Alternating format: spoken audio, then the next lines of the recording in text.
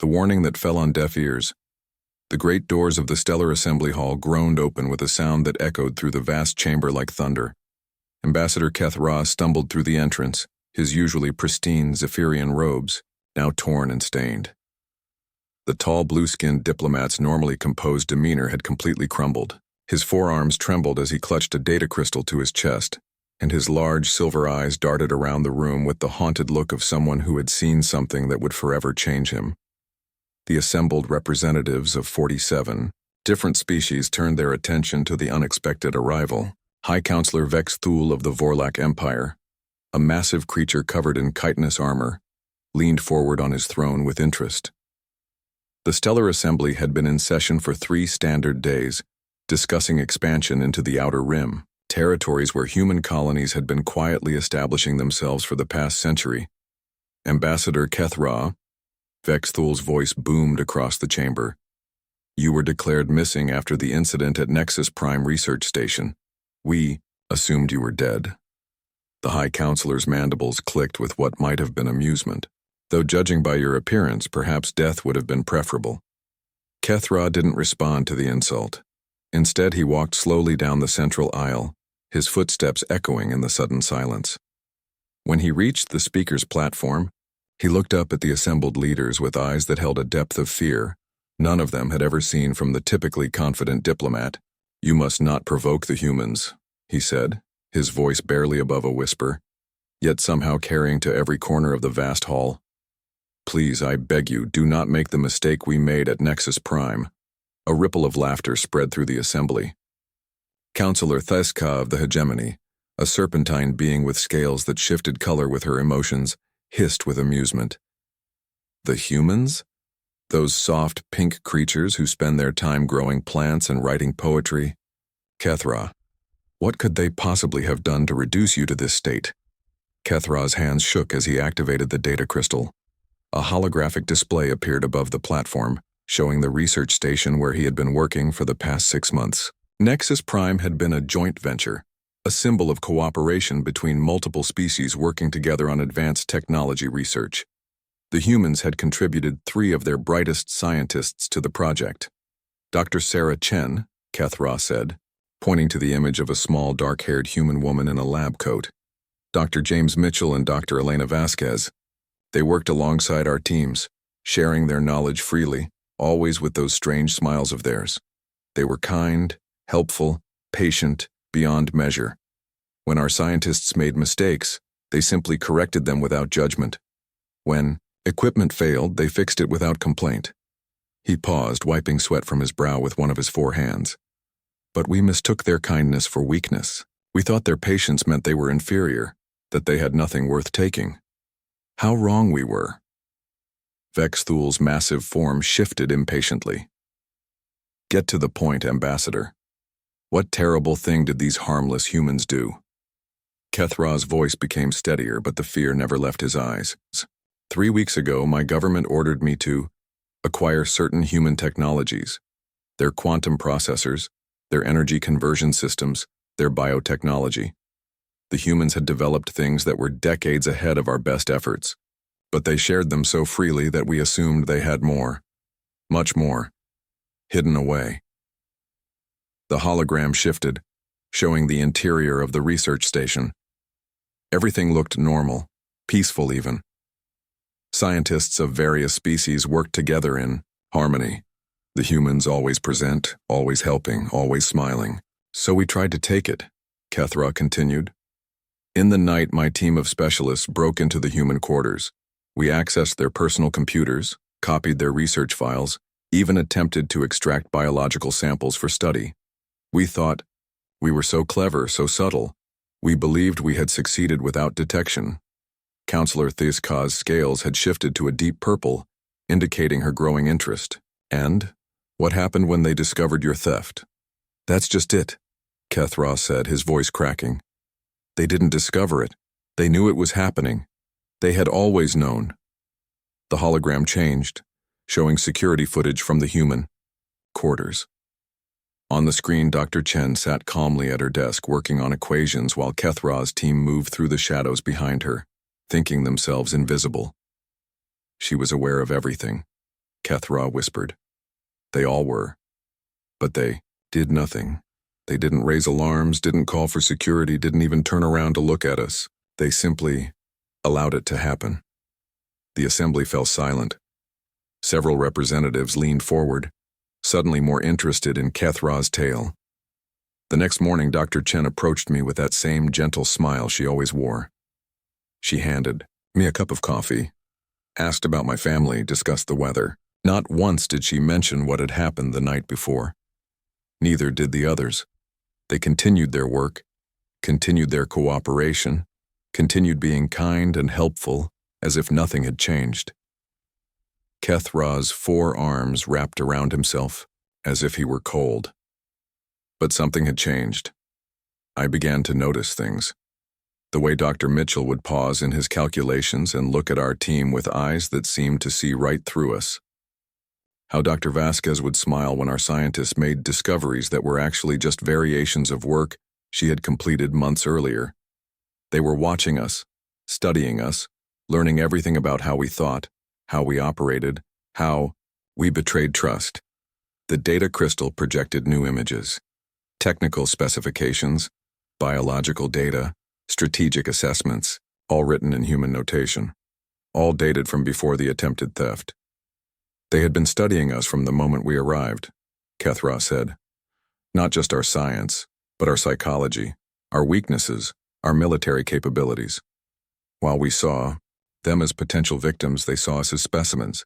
Every kindness they showed, every bit of help they offered, every moment of patience they displayed was part of a larger study. They were learning how to predict our every move. High Counselor Vex Thul's chitinous armor clicked nervously. You're saying they manipulated you? No, Kethra replied, his voice growing stronger with conviction. They didn't manipulate anything. They simply allowed us to reveal ourselves. Every choice we made, every action we took, every thought we had was our own. They just observed. And when we finally showed our true nature by attempting theft, they were ready. The hologram shifted one final time, showing the last day at Nexus Prime. Everything appeared normal until the moment Kethra and his team tried to leave the station with their stolen data. Their ship wouldn't start. Their communication systems were down. Their weapons wouldn't function. They were effectively trapped, but not by force. Dr. Chen came to see us off, Kethra said, his voice now barely audible. She was still smiling, still kind. She handed me this data crystal and said, Ambassador, we hope you learned something valuable during your stay. We certainly did. Then she walked away, and our systems mysteriously began working again. He held up the crystal. Everything is on here. Not just what we tried to steal, but detailed analyses of our theft attempts, psychological profiles of each team member, strategic assessments of our government's intentions, and projections of our likely future actions. They knew we would try to steal from them. They knew exactly how we would do it, and they knew precisely how to respond. The assembly sat in stunned silence. Finally, Counselor Thiska spoke, her scales now a worried shade of gray. What kind of response? Kethra looked directly at her, then at each of the other representatives in turn. They sent a message to every government represented on our team. One sentence: we know what you intended to do, we know how you intended to do it, and we know what you will try next. This is your only warning. Vex Thul slammed one of his massive fists against his throne. Threats. This proves they are hostile. We should strike first, eliminate them before they can act on their knowledge. You don't understand, Kethra said desperately. This wasn't a threat. It was a kindness. They could have exposed us publicly, destroyed our reputations, turned our allies against us. They could have used their knowledge to manipulate our governments, crash our economies, or worse. Instead, they simply sent a warning. One warning. Because that's what humans do. They give you one chance to learn from your mistakes. He activated the crystal again, and this time it showed technical specifications that made several representatives gasp. Weapons technology, defensive systems, and strategic capabilities that were centuries beyond anything the Stellar Assembly possessed. They were never helpless, Kethra continued. They were never weak. Their kindness, their patience, their willingness to share technology freely, these weren't signs of inferiority. They were signs of confidence. They helped us because they could afford to help us. They were patient with us because they had no reason to fear us. They shared their technology because what they shared was nothing compared to what they kept in reserve. The massive chamber erupted in debate. Some representatives called for immediate military action, others argued for diplomatic solutions, and a few suggested retreat. But through it all, Vex Thul's voice rose above the others. "Enough!" he roared. "Whether they are powerful or not, they are still just one species. We are 47 civilizations united. We will not be intimidated by clever tricks and psychological games. The Outer Rim expansion will proceed as planned. If the humans want a conflict, they will have one." Kethra stared at the High Counselor in disbelief. "You're not listening. They don't want a conflict. They want to be left alone. But if you force one upon them..." "What?" Vex Thul challenged. "What will they do?" Kethra's voice was barely a whisper, but every being in the chamber heard his words clearly. "They will finish it." 3 days later, as the Stellar Assembly prepared the largest fleet in galactic history for the invasion of human space, a simple message arrived at every capital in the Alliance. It was brief, written in each species' native language, and delivered simultaneously to every government facility, military installation, and communication hub across 47 worlds. The message read, "You have chosen to ignore our warning. We understand. We will not send another." When patience ends, legends begin. The combined fleet of the Stellar Assembly was a sight to behold. 15,000 warships from 47 different civilizations stretched across space in perfect formation, their hulls gleaming in the light of distant stars. Each vessel represented the pinnacle of military technology from their respective worlds, armed with the most advanced weapons their civilizations could produce. Admiral Zara 9 of the Keth Mori Confederation stood on the bridge of the flagship, Destiny's Edge, her crystalline form reflecting the light from dozens of tactical displays. As the fleet's supreme commander, she had orchestrated naval victories across 3 sectors and never lost a battle. The sight of her armada should have filled her with confidence, but something nagged at the back of her tactical mind. "Admiral," her communications officer reported, "we're receiving the final status reports from all fleet divisions. Everyone is ready for the assault on the human colonies." Zara 9 nodded, her faceted head catching the bridge lighting. "Very well. What are our intelligence reports on the target systems?" Her aide, a young Vorlak officer named Krextal, pulled up the tactical displays.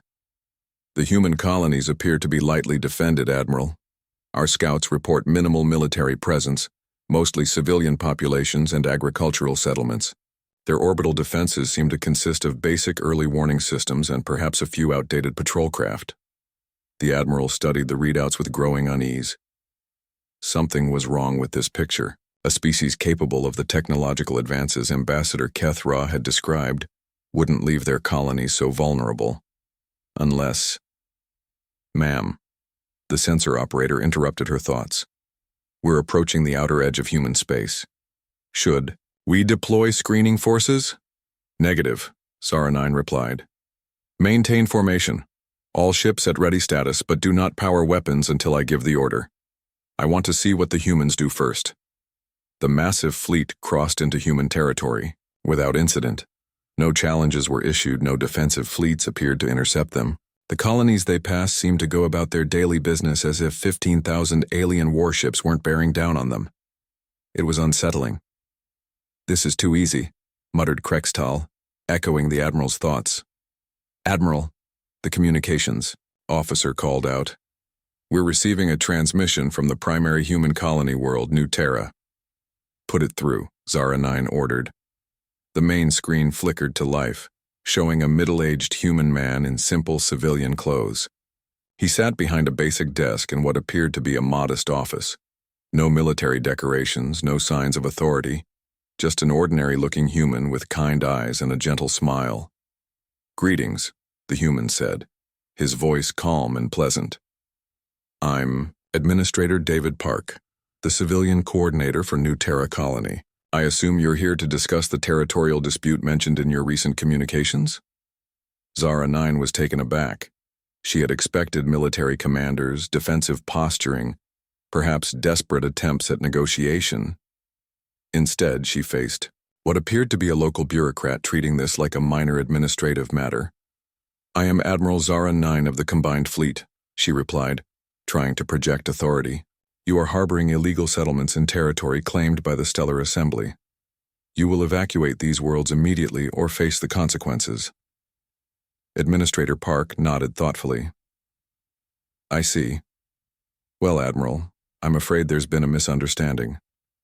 These colonies were established in accordance with all relevant interstellar treaties, and our territorial claims were filed through proper channels decades ago. Perhaps we can resolve this through diplomatic means." "Diplomacy?" Krextal whispered, beside her. "Where are their fleets, their defenses? This makes no sense." Zara 9 had to agree. "Mr. Park, surely you can see the fleet surrounding your world.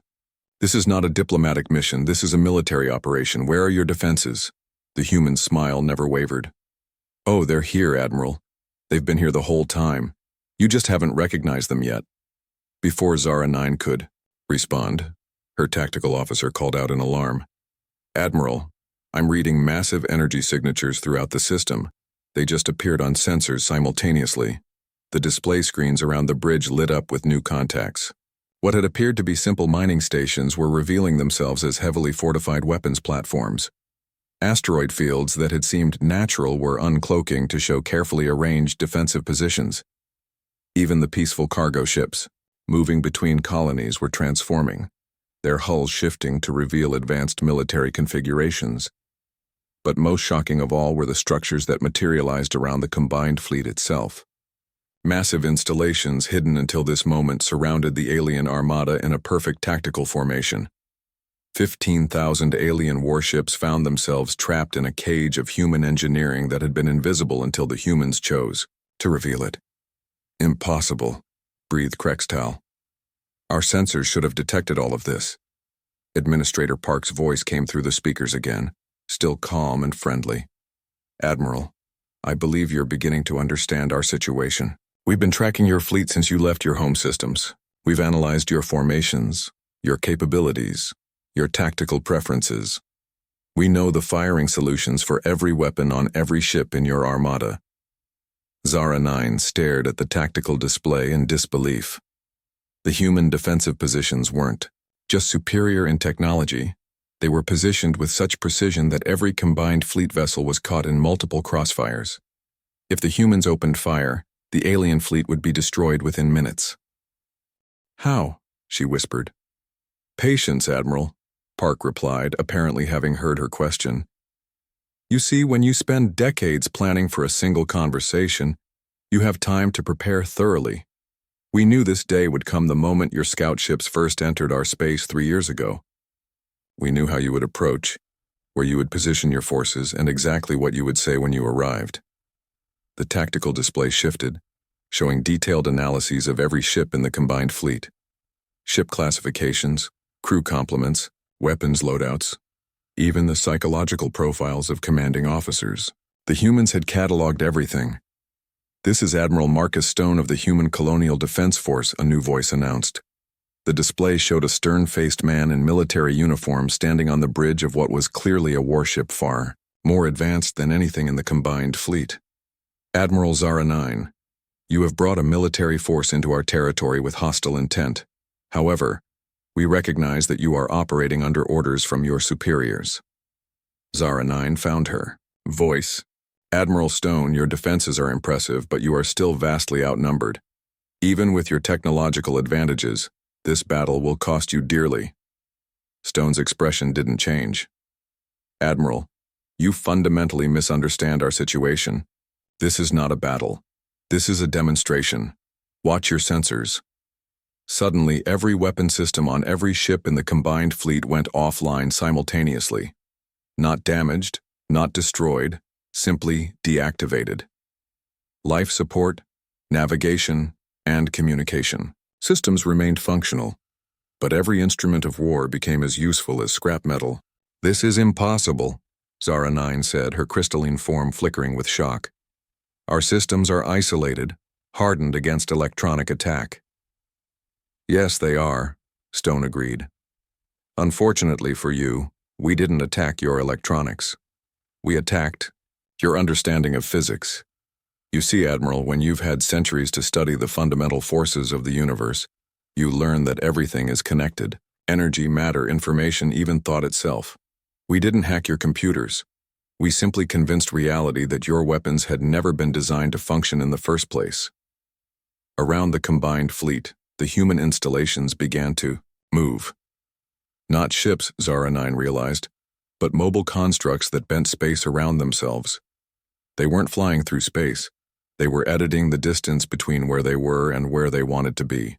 "Your species have always thought in terms of bigger, faster, stronger," Administrator Park's voice returned, still maintaining that infuriatingly calm tone. "You build larger ships, more powerful weapons, stronger shields, but humans learned long ago that the greatest victories come not from superior force but from superior understanding. One by one, ships from the combined fleet began to report the same phenomenon. Their crews were being transported off their vessels and onto human ships, not by force or teleportation but through some process that defied explanation. One moment they were on their own bridges. The next they were standing in comfortable chambers aboard human vessels, completely unharmed, but utterly bewildered. "What are you doing to us?" demanded Zara 9, even as she felt the strange sensation beginning to affect her own ship. "We're giving you the chance your leaders refused to give themselves," Stone replied. "The chance to learn. Every member of your fleet will spend the next several days as our guests. You'll see our colonies, meet our people, understand our capabilities. Then you'll return to your governments with a complete understanding of what humanity represents." Zara 9 felt herself being transported, but instead of fear, she experienced something else entirely. The human ships were beyond anything she had imagined, not just technologically but conceptually. They weren't built, they were grown. They weren't controlled, they were collaborated with. They weren't weapons, they were expressions of human creativity and ingenuity.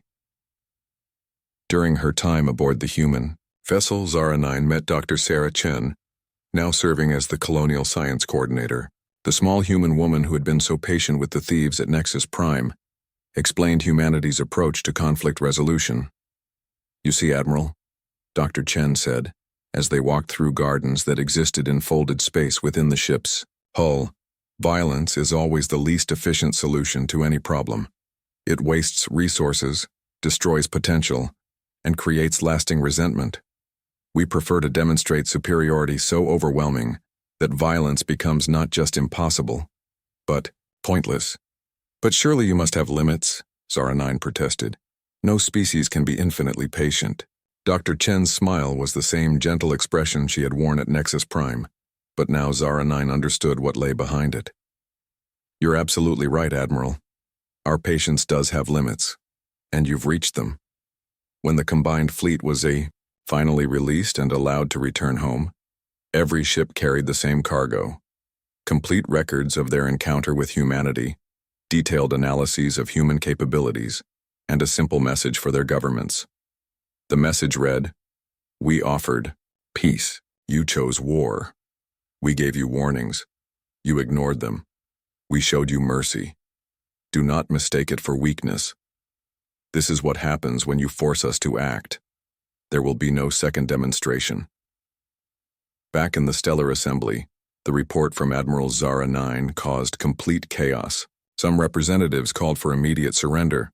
Others demanded the development of new weapons to counter human technology. But High Counselor Vex Thule, his chitinous armor now dulled with defeat, sat silent on his throne. Finally, Ambassador Kethra approached him. "High Counselor, what are your orders?" Vex Thule looked at the Zephyrian diplomat with eyes that held new wisdom and considerable fear. "My orders, Ambassador, are simple. We leave the humans alone, completely, forever, and we pray that they choose to be as patient with our future mistakes as they were with this one." In the years that followed, The story of the combined fleet became legend throughout the galaxy. No military academy taught tactics without including the human approach to conflict resolution.